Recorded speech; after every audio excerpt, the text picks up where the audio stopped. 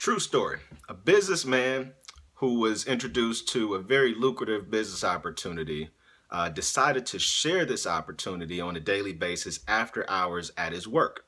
Now, his career was that of a doctor. He was extremely busy. He had no time to really enjoy the money he was making, couldn't enjoy life or his family. And through this opportunity, he saw a way to leave that stressful life of a doctor behind.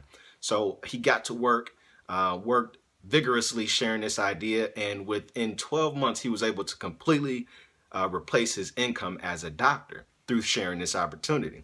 Now, the doctor businessman now has become a very, very wealthy man.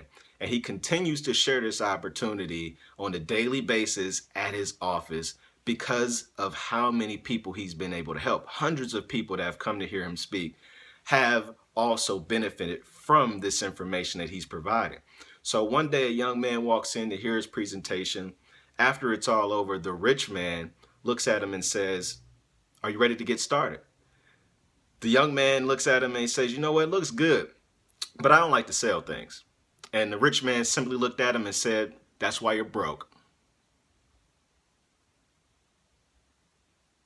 See, the moral of the story is either you sell something or you work for somebody who does.